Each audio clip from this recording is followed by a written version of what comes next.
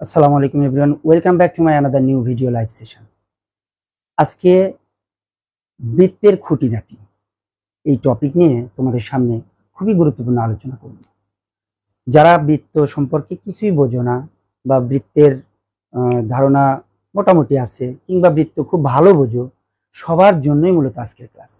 বৃত্তের প্রতিটা টপিক, বৃত্তের একদম পুঙ্খানুপুঙ্খভাবে সবকিছু ডিটেল মাত্র আধা ঘন্টার মধ্যে আমি তোমাদের সবকিছু বুঝাবো, বৃত্তের যাবতীয় কিছু। সো এই 30টা মিনিট তোমরা একটু আমার সাথে থাকো। আর স্পেশালি ক্লাস 8-এর স্টুডেন্ট, বৃত্তের তোমাদের যে বৃত্তের খুঁটিনাটি চ্যাপ্টার আছে, সেই চ্যাপ্টার থেকেই মূলত আজকের আলোচনা। আর তাছাড়া বৃত্ত সম্পর্কে কোন কোন ক্লাসে আলোচনা নেই, প্রতিটা ক্লাসে বৃত্ত সম্পর্কে আলোচনা আছে। প্রতিটা চাকরির ইন্টারভিউতেও বৃত্ত সম্পর্কে প্রশ্ন হয়। So this class is for every students. So তোমরা কেউ মিস করো না। একটু যারা জয়েন করেছে একটু শেয়ার করো, আর একটু আমাকে জানাও কে জয়েন করেছে, একটু সবকিছু ঠিকঠাক মতো শোনা যাচ্ছে কিনা, আমার কথাগুলো বুঝতে পারছো কিনা একটু জানাও। আমরা এখনই শুরু করবো ইনশাল্লাহ। একটু দেখো, শেয়ার বাটনে একটু শেয়ার করে দাও, আর একটু ক্লাসটা তোমরা মনোযোগ দিয়ে 30 মিনিট দেখো। 30 মিনিটে আমি শেষ করে দেবো ইনশাল্লাহ। 30 মিনিটে বৃত্তের সব কিছু একদম ডিটেল বুঝাবো। 30 মিনিটে বৃত্তের সব কিছু ডিটেল বুঝাবো। তোমরা যারা আমার কাছে পড়ো অফলাইনে, তারা যারা জয়েন করেছে একটু প্লিজ শেয়ার করে দিও। আর হলো একটু কমেন্টে জানাও কে কে জয়েন করেছে, একটু কমেন্টে জানাও। আমি দেখছি, আমার পিসি আছে এখানে সামনে, আমি সব দেখতে পাই, কারা কারা কমেন্ট করছো সব দেখা যাবে। একটু জানাও আমাকে। আমি এখনই শুরু করবো ইনশাল্লাহ বৃত্ত সম্পর্কে। 30 মিনিট আমার সাথে থাকো। 30 মিনিট আমি বৃত্ত সম্পর্কে ডিটেল তোমাদের একদম এ টু জেড, বৃত্তের খুঁটিনাটি বলতে বৃত্তের এ টু জেড সবকিছু তোমাদেরকে আমি বোঝানোর চেষ্টা করবো ইনশাল্লাহ। চলো আমরা কথা না বাড়িয়ে শুরু করি। প্রথমে আসো, আসলে বৃত্ত কি। দেখো, আমরা বৃত্ত যখন অঙ্কন করি তখন এইখানে আমরা কম্পাসের কাটা প্রান্তটা এখানে আমরা স্থাপন করি, তারপরে আমরা একটা বক্ররেখা অঙ্কন করি। মূলত বৃত্ত যখন আমরা অঙ্কন করি তখন কিভাবে আঁকাই, একটা কাটা কম্পাসের কাটা প্রান্তটা এখানে স্থাপন করি।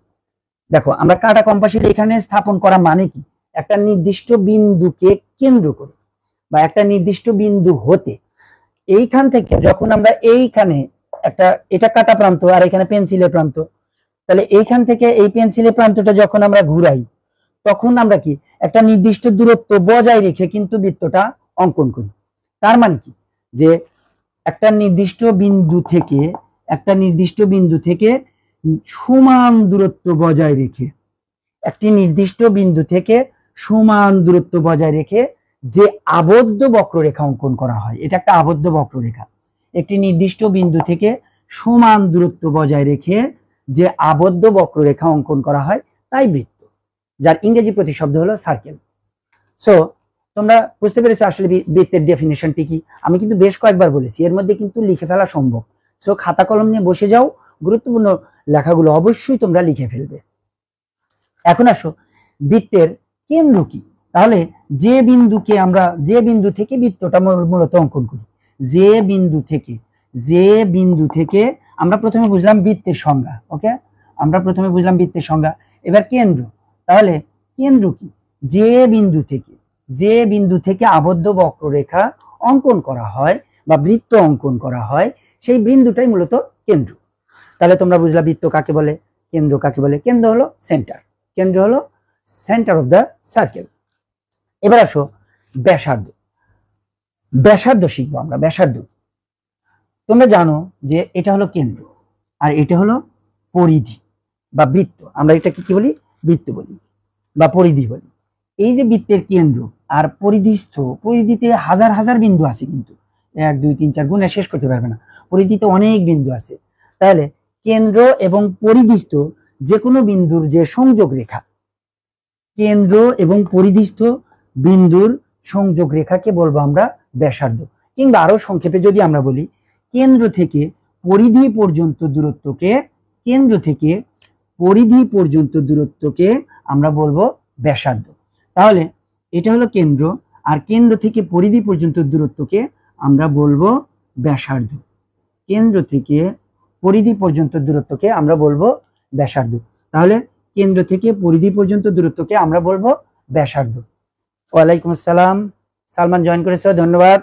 সালমান একটু শেয়ার করে দিও, thanks to join with me, একটু শেয়ার করে দিও। তাহলে কেন্দ্র থেকে পরিধি পর্যন্ত দূরত্বকে আমরা বলবো, কেন্দ্র থেকে পরিধি পর্যন্ত দূরত্বকে আমরা বলি, এটা তোমাদেরও লাগবে সালমান, সব ক্লাসের জন্য এটা পড়া, এটা not only for the class students but also the wall but also the class of all students. So you have to do the class. I think you have to do the class, but you have to perform the class. তুমি অবশ্যই ক্লাসে attend থাকো, তোমার উপকার হবে ইনশাল্লাহ। আমি চাই তুমি ভালো রেজাল্ট করবে ইনশাল্লাহ। You will make good result in my class 9 in my school. So please stay with me till my finishing point of my class. Okay, তাহলে আমরা কেন্দ্র বুঝলাম, পুরা বৃত্তটার সংজ্ঞা আমরা জানলাম, আর বৃত্ত থেকে এই কেন্দ্র থেকে পরিধি পর্যন্ত দূরত্ব হলো ব্যাসার্ধ, এটা আমরা জানলাম। ব্যাসার্ধের ইংরেজি প্রতিশব্দ হলো রেডিয়াস, ব্যাসার্ধের ইংরেজি প্রতিশব্দ হলো রেডিয়াস। একটু ইংরেজি শব্দগুলো তোমরা অবশ্যই মাথায় রাখবা, অবশ্যই ইংরেজি শব্দগুলো তোমরা মাথায় রাখবা। ব্যাসার্ধের ইংরেজি প্রতিশব্দ হলো রেডিয়াস। এখন আসো আমরা রেডিয়াস শিখলাম, অর্থাৎ ব্যাসার্ধ শিখলাম। ব্যাসার্ধে পরে সরাসরি আমরা ব্যাসে যাব না, আমরা ব্যাস শেখার আগে শিখবো হলো জ্যা। তাহলে ব্যাস শেখার আগে যদি আমরা জ্যা শিখি বা পরিধি শিখবো আগে, তাহলে পরিধিটা আগে শিখি নেই। পরিধিটা কাকে বলে? এই যে আবদ্ধ বক্ররেখাটা, এটার যে দৈর্ঘ্য, এই দৈর্ঘ্যটাই মূলত পরিধি। এই যে আবদ্ধ বক্ররেখা, যে আবদ্ধ বক্ররেখা দ্বারা আমরা বৃত্ত অঙ্কন করি, যে আবদ্ধ বক্ররেখা দ্বারা আমরা বৃত্ত অঙ্কন করি, সেই আবদ্ধ রেখার দৈর্ঘ্যকে, এই মোট দৈর্ঘ্যকে বলা হয় পরিধি। তাহলে দেখো পরিধির মানে ডেফিনেশনটা কিন্তু যে যে আবদ্ধ বক্ররেখা দ্বারা আমরা বৃত্ত অঙ্কন করি, সেই আবদ্ধ বক্ররেখার, এই যে আবদ্ধ বক্ররেখা, এই আবদ্ধ বক্ররেখার মোট দৈর্ঘ্যকে পরিধি বলে, মোট দৈর্ঘ্যকে পরিধি বলে। আবদ্ধ বক্ররেখার মোট দৈর্ঘ্যকে কি বলে বাবা? পরিধি বলে। তাহলে আবদ্ধ বক্ররেখার মোট দৈর্ঘ্যকে বলা হয় পরিধি। তোমরা পরিধির ইংরেজি প্রতিশব্দ জানো, সারকামফিরেন্স। সারকামফিরেন্স এটা হলো পরিধি। সারকামফিরেন্স অর্থ হলো পরিধি। দেখো অনেক সময় প্রশ্নে বলা থাকে যে বৃত্তের পরিধির দৈর্ঘ্য নির্ণয় করো, বৃত্তের দৈর্ঘ্য নির্ণয় করো, পরিধি থাকে না, বলে যে বৃত্তের দৈর্ঘ্য নির্ণয় করো। বৃত্তের দৈর্ঘ্যটাই মূলত পরিধি, বৃত্তের দৈর্ঘ্যটাই মূলত পরিধি। তাহলে আমরা শিখলাম বৃত্ত শিখলাম, কেন্দ্র শিখলাম, ব্যাসার্ধ শিখলাম, পরিধি শিখলাম। এবার আসো জ্যা। এই যে পরিধি, এই পরিধির যে কোনো দুটি বিন্দুর সংযোগ রেখা, পরিধির যে কোনো দুটি বিন্দুর সংযোগ রেখা, পরিধিস্থ বৃত্তের পরিধিস্থ যে কোনো দুটি বিন্দুর সংযোগ রেখাকে বলা হয় জ্যা। পরিধিস্থ যে কোনো দুটি বিন্দুর সংযোগ রেখাকে বলা হয় জ্যা। পরিধিস্থ যে কোনো দুটি বিন্দুর সংযোগ রেখাকে বলা হয় জ্যা। পরিধিস্থ যে কোনো দুটি বিন্দুর সংযোগ রেখাকে বলা হয় জ্যা।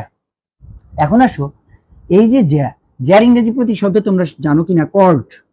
কর্ড মানে হলো জ্যা, কর্ড মানে হলো জ্যা, কর্ড মানে জ্যা। জ্যার ইংরেজি প্রতিশব্দ হলো জ্যা। এখন আসো আমরা তো জানি যে পরিধিস্থ যে কোনো দুটি বিন্দুর সংযোগ রেখা হলো জ্যা। এই জ্যাটা যদি এই কেন্দ্র দিয়ে যায়, জ্যাটা যদি কেন্দ্র দিয়ে যায়, জ্যাটা যদি কেন্দ্র দিয়ে যায়, তাহলে সেই জ্যাকে বলবো আমরা হলো ব্যাস। জ্যা যদি কেন্দ্র দিয়ে যায়, সেই জ্যাকে বলবো আমরা ব্যাস। ব্যাস অর্থ, ব্যাস ইংরেজি প্রতিশব্দ হলো ডায়ামিটার। ব্যাসের ইংরেজি প্রতিশব্দ হলো ডায়ামিটার। ব্যাসের ইংরেজি প্রতিশব্দ হলো ডায়ামিটার। তাহলে দেখো আমরা কিন্তু অলরেডি অনেক কিছু শিখে ফেলেছি। বৃত্ত কাকে বলে শিখলাম, যে কেন্দ্র থেকে মানে যে কোনো একটা বিন্দু থেকে সমান দূরত্ব বজায় রেখে যে আবদ্ধ বক্ররেখা অঙ্কন করা হয় তাকে বলি আমরা বৃত্ত। তারপরে আমরা শিখলাম কি, বৃত্তের পরে আমরা শিখলাম হলো কেন্দ্র। যে বিন্দু থেকে আবদ্ধ বক্ররেখাটি অঙ্কন করা হয় তাকে বলা হয় কেন্দ্র। তারপরে আমরা শিখলাম কি, তারপরে আমরা শিখলাম হলো ব্যাসার্ধ শিখলাম, অর্থাৎ কেন্দ্র এবং পরিধিস্থ, কেন্দ্র এবং পরিধিস্থ যে কোনো দুটি বিন্দুর সংযোগ রেখাকে আমরা বলি হলো ব্যাসার্ধ। কেন্দ্র এবং পরিধিস্থ যে কোনো, Fahim, thanks Fahim, you are also great, my class is great and you are also great, thanks. Okay, তাহলে কেন্দ্র এবং পরিধি, কেন্দ্র এবং পরিধি, এই কেন্দ্র এবং পরিধির মধ্যে যে সংযোগ রেখা এটা হলো ব্যাসার্ধ। কেন্দ্র এবং পরিধির যে সংযোগ রেখা এটা হলো ব্যাসার্ধ, অর্থাৎ কেন্দ্র থেকে পরিধি পর্যন্ত দূরত্বটাই হলো ব্যাসার্ধ। কেন্দ্র এবং পরিধির দূরত্বটাই হলো ব্যাসার্ধ। এখনই আমি ব্যাস শিখাবো না, ব্যাসটা একটু পরে শিখাবো। ব্যাস শেখার আগে আমরা শিখবো পরিধি কি এবং জ্যা কি। পরিধি কি? এই যে আবদ্ধ বক্ররেখা, যে আবদ্ধ বক্ররেখা দ্বারা আমরা বৃত্ত অঙ্কন করি, যে আবদ্ধ বক্ররেখা দ্বারা আমরা বৃত্ত অঙ্কন করি, সেই আবদ্ধ বক্ররেখাটাই হলো মূলত পরিধি।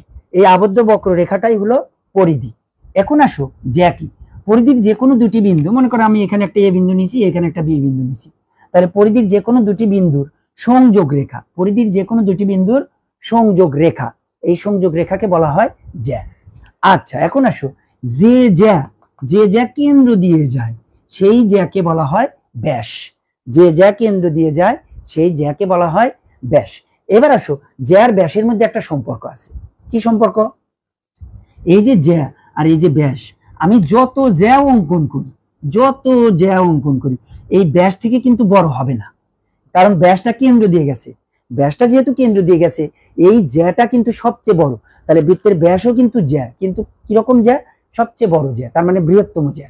বৃত্তের ব্যাস হলো বৃহত্তম জ্যা, বৃত্তের ব্যাস হলো বৃহত্তম জ্যা। এটা তোমাকে মনে রাখতে হবে। এই জিনিসটা তোমাকে অবশ্যই মনে রাখতে হবে, আর এটা প্রমাণ করতে হয়। এটা একটা প্রমাণ আছে, আমি পরে তোমাদের শিখাবো।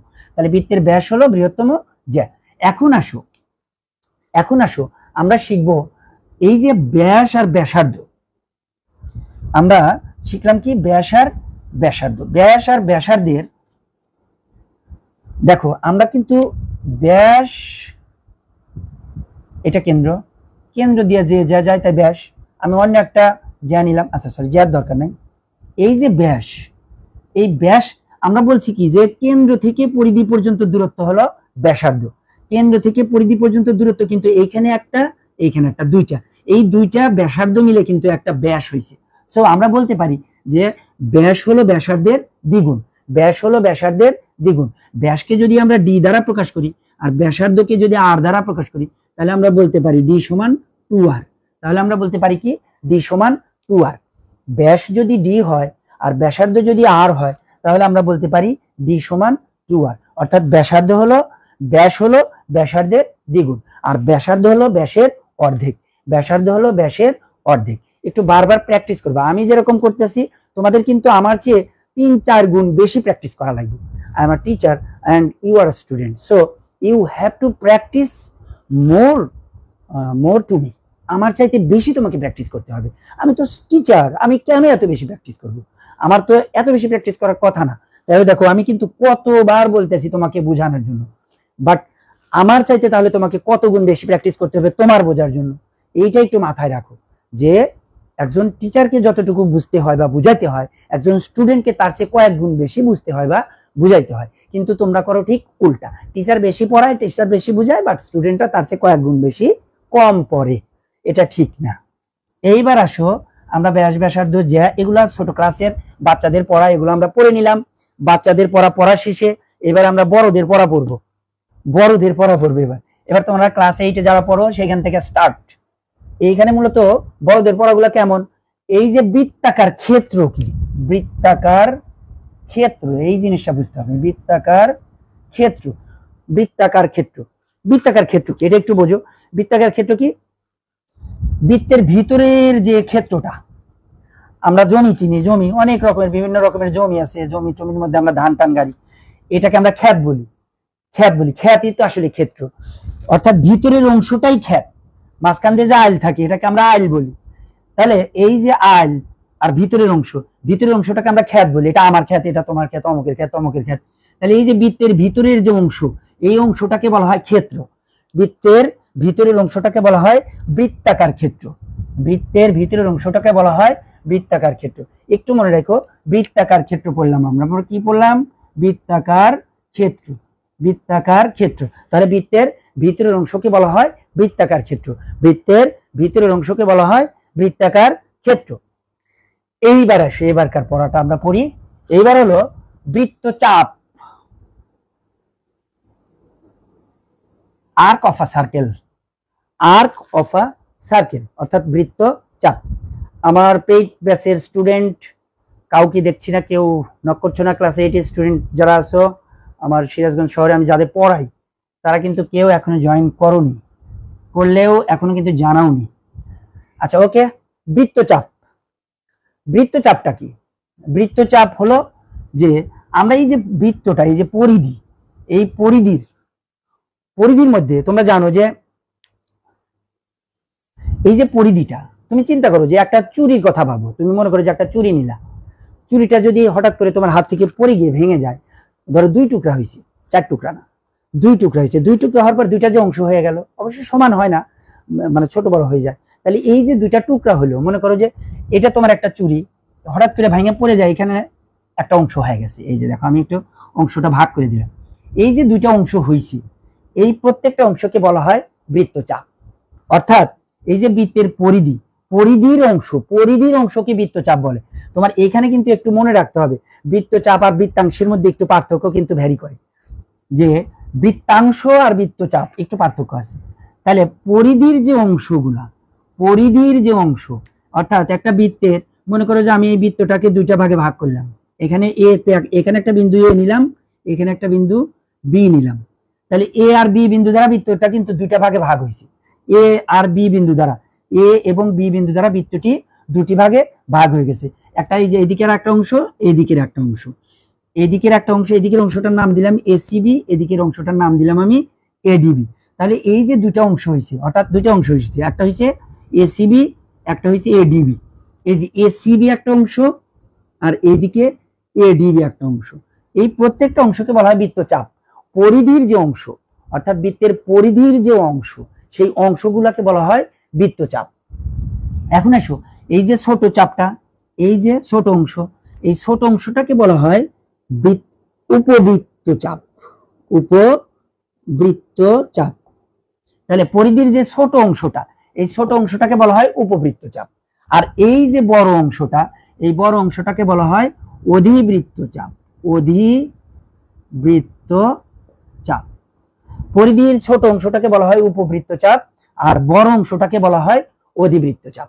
তাহলে দেখো, পরিধির ছোট অংশটাকে বলা হয় উপবৃত্তচাপ, আর বড় অংশটাকে বলা হয় অধিবৃত্তচাপ। তাহলে চাপ বুঝলাম। বৃত্তচাপ কি? যে বৃত্তের 2টি বিন্দু পরিধিস্থ, এক কথা যে পরিধির অংশগুলা, 2টি বিন্দু যদি পরিধিকে 2টি অংশে ভাগ করে, 2টি বিন্দু বৃত্তের পরিধির উপর 2টি বিন্দু পরিধিকে যে অংশে ভাগ করে, সেই অংশগুলোকে বলা হয় বৃত্তচাপ। তাহলে পরিধিস্থ 2টি বিন্দু পরিধিকে যে 2টি অংশে বিভক্ত করে, প্রত্যেকটা অংশকে বলা হয় বৃত্তচাপ। ছোট অংশকে বলা হয় উপবৃত্তচাপ, আর বড় অংশটাকে বলা হয় অধিবৃত্তচাপ। তাহলে তোমরা বুঝতে পারছো বৃত্তচাপ কি এবং উপবৃত্তচাপ কি এবং অধিবৃত্তচাপ কি। আমরা সহজেই বুঝতে পারলাম বৃত্তচাপ কি, উপবৃত্তচাপ কি, অধিবৃত্তচাপ কি, এগুলো আমরা বুঝলাম। এখন আরেকটা জিনিস এখান থেকে আমি একটু তোমাদের বুঝাই। দেখো,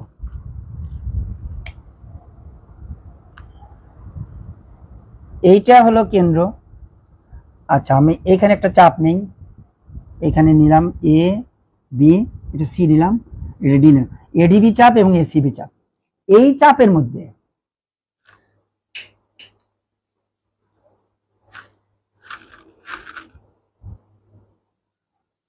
তাহলে এই চাপের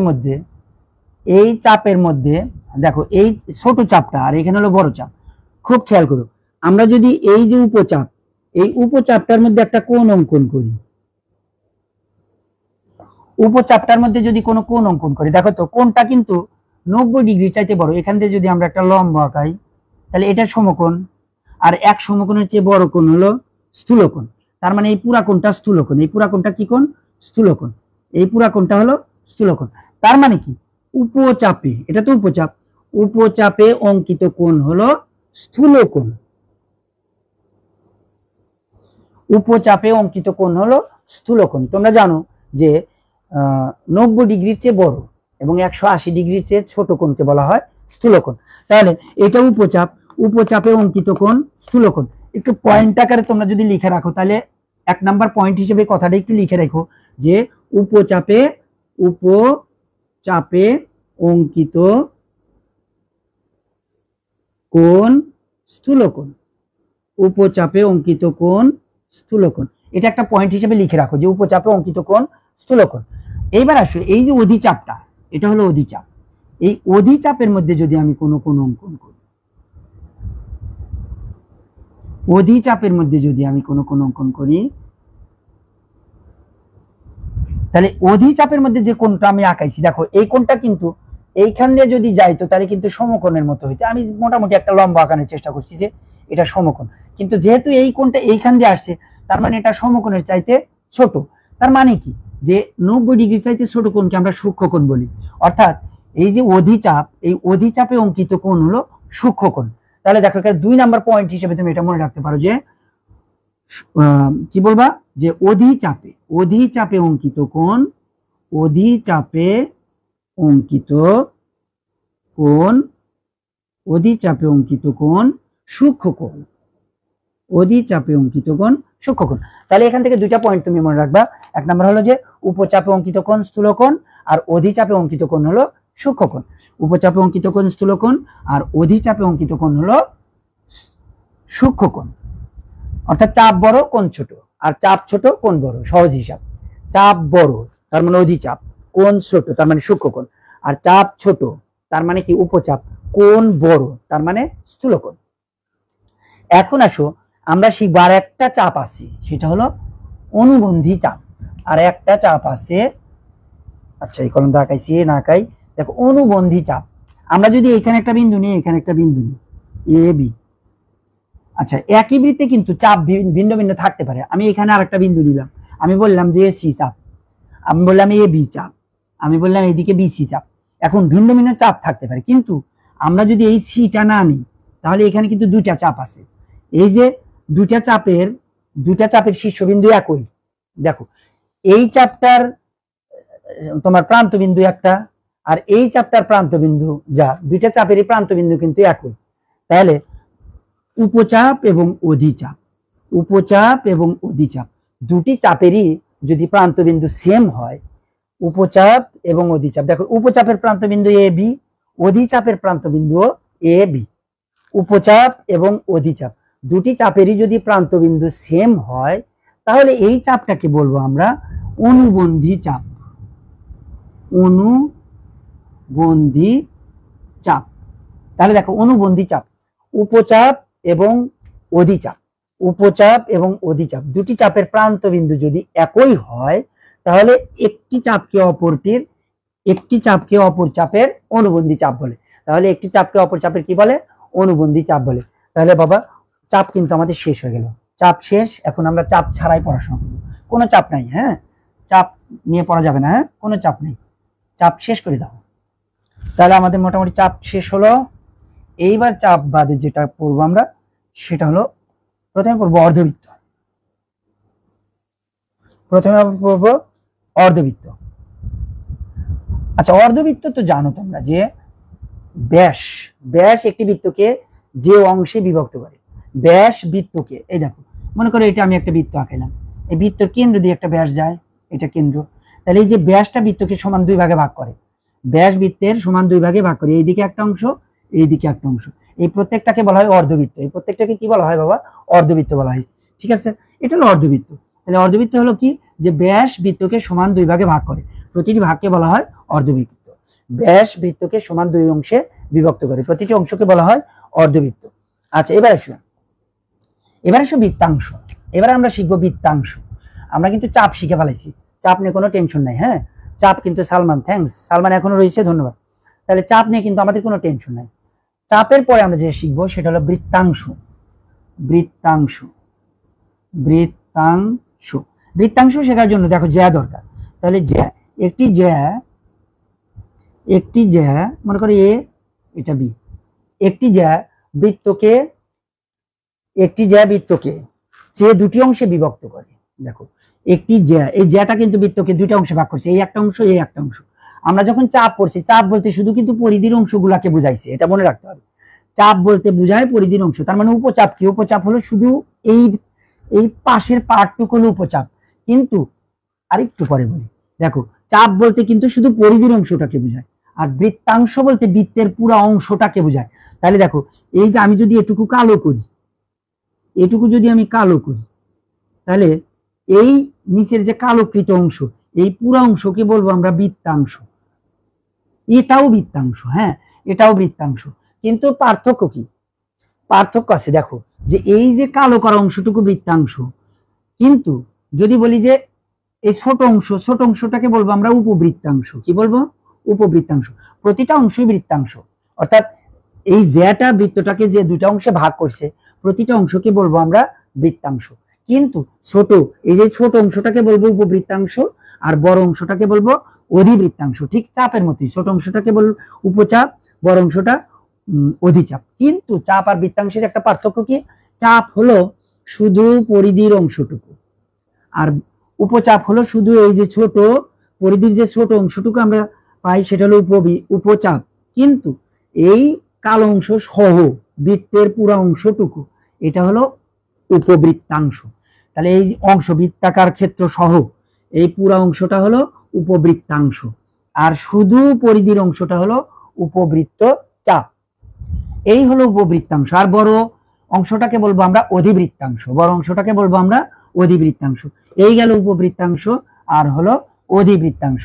দেখো একদম সিম্পল আলোচনা, একদম সিম্পল ভাবে কিন্তু আমরা করতেছি, একদম সহজভাবে। এটা উপবৃত্তাংশ এবং অধিবৃত্তাংশ গেল। এখন আসো যে আমরা শিখবো হলো বৃত্তকলা। আমরা শিখবো কি? বৃত্তকলা। আমরা শিখবো হলো বৃত্তকলা। ওকে, বৃত্তকলা। দেখো বৃত্তকলা মনে রাখতে হবে কিন্তু, বৃত্তকলা, হ্যাঁ বৃত্তকলা খুব ইম্পর্টেন্ট পড়াশোনা। এটা বড় ক্লাসে বেশি লাগবে, 9 10 উঠলে আরো বেশি প্রয়োজন হবে। তাহলে বৃত্তকলা কি? দেখো দুটি ব্যাসার্ধ যদি আমরা নিই, দুটি ব্যাসার্ধ নিচ্ছি আমরা, এখানে ও, এখানে এ, এখানে বি। তাহলে ও এ একটা ব্যাসার্ধ আর ও বি একটা ব্যাসার্ধ। দুটি ব্যাসার্ধ কি নিলাম বাবা? দুটি ব্যাসার্ধ। তাহলে দুটি ব্যাসার্ধ, দেখো দুটি ব্যাসার্ধ ও এ এবং ও বি, দুটি ব্যাসার্ধ, দুটি ব্যাসার্ধ কি কি? ও এ এবং ও বি, হ্যাঁ ও এ এবং ও বি, দুটি ব্যাসার্ধ ও এ এবং ও বি, এবং একটি চাপ, এবং একটি চাপ, একটি চাপ, একটি চাপ এ বি চাপ, হ্যাঁ এ বি চাপ। দেখো দুটি ব্যাসার্ধ ও এ এবং ও বি এবং একটি চাপ এ বি। তাহলে দুটি ব্যাসার্ধ এবং একটি চাপ দ্বারা গঠিত অংশ, দুটি ব্যাসার্ধ এবং একটি চাপ, তার মানে এই যে কালো অংশ, আমি যদি এখানে কালো করি, ঠিক আছে আমি একটু যদি কালো করে দেয় বোঝানোর জন্য আর কি। তাহলে দেখো দুটি ব্যাসার্ধ এবং একটি চাপ দ্বারা যে গঠিত অংশ, এইটাকে বলবো আমরা হলো বৃত্তকলা। তাহলে বৃত্তকলা গঠন হইতেছে কিন্তু যে দুটি ব্যাসার্ধ এবং একটি চাপ দ্বারা গঠিত অঞ্চলকে বলা হয় বৃত্তকলা, সহজভাবে। তাহলে তোমরা এই পার্টটা কিন্তু আমি বলার সাথে সাথে কিন্তু এতক্ষণে লিখে রাখার কথা ছিল তোমার, তুমি অবশ্যই লিখে রাখবা যে দুটি ব্যাসার্ধ এবং একটি চাপ দ্বারা গঠিত অঞ্চলকে বলা হয় বৃত্তকলা। বাস, এখন চিন্তা করো তুমি, এই দিকের অংশটাও কিন্তু এই ব্যাসার্ধ আর এই ব্যাসার্ধ দিয়েই গঠিত। খেয়াল করো খুব ভালো করে, এই দিকের অংশটাও কিন্তু ও এ ব্যাসার্ধ এবং ও বি ব্যাসার্ধ দ্বারা গঠিত, আর এই চাপটা দ্বারা গঠিত, এই যে অনেক বড় চাপ। আমি যদি এখানে ডি লিখি তাহলে এ ডিবি চাপ, এই এ ডিবি চাপ আর ও এ এবং ও বি ব্যাসার্ধ, অর্থাৎ এই অঞ্চল, এটা যদি আমি সবুজ করি, এই অংশটা যদি আমি সবুজ করি, সবুজ কালার করি, তাহলে দেখো এই যে সবুজ কালার অংশটা, এটাকে বলা হয় অধিবৃত্তকলা, অধিবৃত্তকলা। আর এইটা উপবৃত্তকলা, উপবৃত্তকলা। উপচাপ, অধিচাপ, উপবৃত্তাংশ, অধিবৃত্তাংশ, দেন ফাইনালি উপবৃত্তকলা, অধিবৃত্তকলা। দেখো চাপ সহজভাবে বুঝলে যে পরিধির অংশগুলো হলো চাপ, আর বৃত্তাংশ মানে কি? জ্যা দ্বারা যে অংশ ডিভাইড হয়, জ্যা দ্বারা বৃত্তের যে অংশ ডিভাইড হয়, ছোট অংশ, বড় অংশ, উপচাপ, অধিচাপ। আর দেন উপবৃত্তকলা একটুখানি মনে রাখার মতো, যে দুটি ব্যাসার্ধ আর হলো চাপ দ্বারা, দুটি ব্যাসার্ধ এবং চাপ দ্বারা গঠিত অংশ, তার মধ্যে যে ছোট অংশ, যে ছোট কলাটা আমরা পাই সেটা হলো উপবৃত্তকলা, আর বড় কলাটাকে বলি আমরা অধিবৃত্তকলা, বড় কলাটাকে বলি আমরা অধিবৃত্তকলা। এই তো পড়াশোনা, একদম ইজি সিম্পল, খুব অর্ডিনারি পড়াশোনা। তোমরা একটু বারবার প্র্যাকটিস করবে। দেখো যতক্ষণ ঘোরাফেরা মোবাইলের ডিসঅ্যাবিউজ, যেটা ডিসঅ্যাবিউজ করা যাবে না, সবসময় সৎ ব্যবহার করতে হবে, মোবাইলকে কাজে লাগাতে হবে, মোবাইলে সবসময় স্যারদের ক্লাসগুলো ফলো করতে হবে, ঠিক আছে? তাছাড়া মোবাইলের ব্যবহার দরকার নেই। এখন আসো, আমরা পড়লাম কি, আমরা সব ধরনের কলা, বৃত্ত কলা পড়লাম, ওকে? এখন আমরা আর কয়েকটা জিনিস, আর দুইটা তিনটা জিনিস পড়ে আমরা ক্লাস শেষ করে দেব। আর হলো এখন আমরা পড়বো বৃত্তস্থ কোণ এবং কেন্দ্রস্থ কোণ। কি পড়বো বাবা? বৃত্তস্থ কোণ এবং কেন্দ্রস্থ কোণ। হ্যাঁ, আমরা পড়বো বৃত্তস্থ কোণ এবং কেন্দ্রস্থ কোণ, এই দুইটা জিনিস পড়বো। এটা কেন্দ্র, এটা একটা বৃত্ত, ও কেন্দ্র বিশিষ্ট একটা বৃত্ত, আমরা ধরে নিলাম ও কেন্দ্র বিশিষ্ট একটা বৃত্ত। আমরা শিখবো বৃত্তস্থ কোণ। কি শিখবো? বৃত্তস্থ কোণ। বৃত্তস্থ কোণ।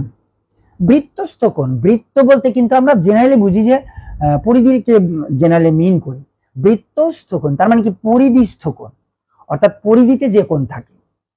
একটা কোণ মানে কি? কোণ মানে দুইটা বাহু থাকে, খেয়াল করো, কোণ মানে দুইটা বাহু, আর এই দুইটা বাহুর প্রান্তবিন্দু কিন্তু অবশ্যই পরিধিতে থাকবে। আচ্ছা, ধরে নিলাম এইখানে একটা প্রান্তবিন্দু, এখানে একটা প্রান্তবিন্দু, হ্যাঁ, পরিধিতে থাকবে। এই যে দুইটা প্রান্তবিন্দু পরিধিতে। এখন পরিধিতে দুইটা প্রান্তবিন্দু, আর দুইটা প্রান্তবিন্দু তো ছেদ না করলে কোণ হবে না। একটা দুইটা বাহুর এই একটা প্রান্তবিন্দু, একটা প্রান্তবিন্দু, আর দুইটা প্রান্তবিন্দু যদি ছেদ না করে তাহলে কিন্তু কোণ হয় না। তাহলে এই দুইটা বাহু যে ছেদ বিন্দু, সেই ছেদ বিন্দু যদি পরিধির উপর হয়, দুইটা বাহুর ছেদ বিন্দু যদি পরিধির উপর হয়, তাহলে সেই কোণকে বলবো আমরা বৃত্তস্থ কোণ। এই যে একটা কোণ, এই একটা কোণের ছেদ বিন্দু, অর্থাৎ কোণটার কোন কোণের ছেদ বিন্দু যদি পরিধিতে থাকে, কোন কোণের, দেখো এই যে কোণটা, এই কোণের ছেদ বিন্দু কিন্তু পরিধিতে, দেখো এই কোণটার ছেদ বিন্দু কিন্তু পরিধিতে, তাহলে কোন কোণের ছেদ বিন্দু যদি পরিধিতে থাকে সেই কোণটাকে বলি আমরা বৃত্তস্থ কোণ, সহজ হিসাব। তাহলে কোন কোণের, এই যে কোণটা, এই কোণের ছেদ বিন্দু যদি পরিধিতে থাকে তাহলে সেই কোণকে বলবো আমরা বৃত্তস্থ কোণ। ঠিক সহজভাবে ছেদ বিন্দু যদি কেন্দ্রে থাকে, কোন কোণের ছেদ বিন্দু যদি কেন্দ্রে থাকে, কোন কোণের ছেদ বিন্দু যদি কেন্দ্রে থাকে, সেই কোণকে বলবো আমরা কেন্দ্রস্থ কোণ। সেই কোণকে বলবো আমরা কেন্দ্রস্থ কোণ। তাহলে কোন কোণের ছেদ বিন্দু যদি পরিধিতে থাকে, এই যে ছেদ বিন্দু যদি পরিধিতে থাকে, তাহলে সেই কোণকে বলবো আমরা বৃত্তস্থ কোণ। বৃত্তস্থ কোণ। আর কোন কোণের ছেদ বিন্দু যদি কেন্দ্রে থাকে, সেই কোণকে বলবো আমরা কেন্দ্রস্থ কোণ। তাহলে এটা কেন্দ্রস্থ কোণ, এটা বৃত্তস্থ কোণ, এটা কেন্দ্রস্থ কোণ, এটা বৃত্তস্থ কোণ। এইখানে একটা সম্পর্ক এখন থেকেই জেনে রাখো, খুব সহজ একটা সম্পর্ক আছে। দেখো এই দুইটা কোণেরই কিন্তু চাপ একই, এটা এ, এটা বি। আমি যদি এখানে সি নেই, এটা ডি নিলাম, তাহলে এই যে সিবি চাপের উপর, এটা ও, এই এসিবি চাপের উপর একই চাপ, দুইটা কোণ আছে, এই কোণটাও এসিবি চাপের উপর, এই কোণটাও এসিবি চাপের উপর। তাহলে একই চাপের উপর কেন্দ্রস্থ কোণ আর বৃত্তস্থ কোণ, এর মধ্যে একটা সম্পর্ক আছে, কেন্দ্রস্থ কোণ বৃত্তস্থ কোণের দ্বিগুণ। এই কেন্দ্রস্থ কোণ বৃত্তস্থ কোণের দ্বিগুণ। তাহলে একই চাপের উপর কেন্দ্রস্থ কোণ বৃত্তস্থ কোণের দ্বিগুণ, একই চাপের উপর কেন্দ্রস্থ কোণ বৃত্তস্থ কোণের দ্বিগুণ। তাহলে একই চাপের উপর দণ্ডায়মান কেন্দ্রস্থ কোণ বৃত্তস্থ কোণের দ্বিগুণ, একই চাপের উপর দণ্ডায়মান কেন্দ্রস্থ কোণ বৃত্তস্থ কোণের দ্বিগুণ। বাস, এটা একটু মনে রেখো। হ্যাঁ, তাহলে কেন্দ্রস্থ কোণ এবং বৃত্তস্থ কোণ আমরা বুঝতে পারলাম। একদম অর্ডিনারি পড়াশোনা, একদম সহজ পড়াশোনা, তোমরা একটু বারবার প্র্যাকটিস করবে, দেখবে একদম সহজ হয়ে গেছে। একই চাপের উপর কেন্দ্রস্থ কোণ বৃত্তস্থ কোণের দ্বিগুণ। এখন এসে অর্ধবৃত্তস্থ কোণ কি, আমরা এটা একটু শিখবো। অর্ধবৃত্তস্থ কোণ, আচ্ছা, একই চাপের উপর কেন্দ্রস্থ কোণ বৃত্তস্থ কোণের যে দ্বিগুণ, এটা আমরা জানলাম। এখন আমরা শিখবো অর্ধবৃত্তস্থ কোণ। মনে করো এটা একটা বৃত্ত, তাহলে বৃত্তের ব্যাস বৃত্তকে সমান দুই ভাগে ভাগ করে, বৃত্তের ব্যাস বৃত্তকে সমান দুই ভাগে ভাগ করে, প্রতিটা ভাগকে বলা হয় অর্ধবৃত্ত। প্রতিটা ভাগকে বলা হয় অর্ধবৃত্ত। অর্ধবৃত্ত, প্রতিটা ভাগকে কি বলা হয়? অর্ধবৃত্ত। তাহলে একটি ব্যাস বৃত্তকে সমান দুই ভাগে ভাগ করে, প্রতিটা ভাগকে বলা হয় অর্ধবৃত্ত। এই যে অর্ধবৃত্ত, অর্ধবৃত্তে যে কোণ দণ্ডায়মান থাকে, অর্ধবৃত্তে অর্ধবৃত্তে যে কোণ অঙ্কন করা হয়, অর্ধবৃত্তে যে কোণ দণ্ডায়মান থাকে সেই কোণকে আমরা বলবো অর্ধবৃত্তস্থ কোণ। দেখো, অর্ধবৃত্তে যে কোণ অঙ্কিত হয়, এটা বৃত্ত, ও কেন্দ্র বিশিষ্ট একটা বৃত্ত, এ বি ব্যাস, এটা আমরা সি ধরলাম, এটা আমরা ডি ধরলাম। তাহলে এই যে অর্ধবৃত্ত, অর্ধবৃত্তের উপরে একটা কোণ আঁকাইলাম আমরা, এসিবি কোণ, তাহলে এটাকে বলবো আমরা অর্ধবৃত্তস্থ কোণ। আর এটা হলো, দেখো আমি যদি এইটার কথা চিন্তা করি, এডিবি একটা চাপ, এই চাপের উপর এটা কিন্তু একটা কোণ, আমরা কিন্তু একটা রেখার উপর যে কোনো বিন্দুকে কোণ বলতে পারি। একটা রেখার উপর যে কোনো বিন্দুর কোণকে আমরা জানি এটা সরল কোণ বলা হয়। কি কোণ বলা হয়? সরল কোণ। তাহলে এই রেখার উপর এই বিন্দুটা কিন্তু একটা সরল কোণ, তাহলে এই রেখার উপর এই বিন্দু একটা সরল কোণ, তাহলে এটা একটা সরল কোণ। আর সরল কোণ মানে কি? এক সরল কোণ মানে কি তোমরা জানো? এক সরল কোণ মানে হলো 180 ডিগ্রি। এক সরল কোণ মানে 180 ডিগ্রি। এবার আসো আরেকটা বিষয় আমরা এখান থেকে জানি যে এই যে চাপটা, এই চাপের উপর এইটা কেন্দ্রস্থ কোণ আর এইটা বৃত্তস্থ কোণ। খুব সিম্পল বিষয়। এই চাপের উপর এইটা কেন্দ্রস্থ কোণ এবং এটা বৃত্তস্থ কোণ। এই চাপের উপর এটা কেন্দ্রস্থ কোণ, এটা বৃত্তস্থ কোণ। এখন এসো আমরা জানি কি যে কেন্দ্রস্থ কোণ বৃত্তস্থ কোণের দ্বিগুণ, অর্থাৎ এই কোণ এওবি এটা কেন্দ্রস্থ কোণ, কার দ্বিগুণ? বৃত্তস্থ কোণের দ্বিগুণ। এসিবি ছিল বৃত্তস্থ কোণ, এসিবি বৃত্তস্থ কোণ তার দ্বিগুণ। তাহলে এটা এওবি কিন্তু কেন্দ্রস্থ কোণ, এই কোণটা কার দ্বিগুণ? এই বৃত্তস্থ কোণের দ্বিগুণ, কোণ এসিবির দ্বিগুণ। তাহলে কোণ এসিবির দ্বিগুণ কিন্তু বৃত্তস্থ কোণ। কেমনে দ্বিগুণ? দেখো, এটা আমরা জানি, এটা আমরা প্রমাণ করব পরে। কেন্দ্রস্থ কোণ বৃত্তস্থ কোণের দ্বিগুণ। এখন যেহেতু দ্বিগুণ, তাহলে বৃত্তস্থ কোণ কেন্দ্রস্থ কোণের অর্ধেক, ঠিক উল্টা, বৃত্তস্থ কোণ কেন্দ্রস্থ কোণের অর্ধেক। তাহলে কেন্দ্রস্থ কোণ 180 ডিগ্রি, বৃত্তস্থ কোণ তারও অর্ধেক, তার মানে 90 ডিগ্রি। অর্থাৎ বৃত্তস্থ কোণ 90 ডিগ্রি, অর্থাৎ অর্ধবৃত্তস্থ কোণ 90 ডিগ্রি। তার মানে কি? এখানে তো এটা অর্ধবৃত্তস্থ কোণ, এটা তো ব্যাসের উপর অঙ্কিত কোণ, সো অর্ধবৃত্তস্থ কোণ 90 ডিগ্রি। এটা আমরা জানলাম এখান থেকে যে অর্ধবৃত্তস্থ কোণ সমান এক সমকোণ, অর্ধবৃত্তস্থ কোণ সমান এক সমকোণ। এই হলো আজকের পড়াশোনা। তাহলে দেখো, একদম সিম্পল ভাবে আমরা বৃত্তের মোটামুটি বেসিক গুলো কিন্তু একদম এক ক্লাসে মাত্র 30 থেকে 35 মিনিটের মধ্যে আমরা শেষ করে ফেললাম। বৃত্ত কাকে বলে, বৃত্তের প্রতিটা পার্ট, কেন্দ্র কি, পরিধি কি, জ্যা কি, ব্যাস কি, ব্যাসার্ধ কি, বাস এইগুলো আমরা শিখলাম।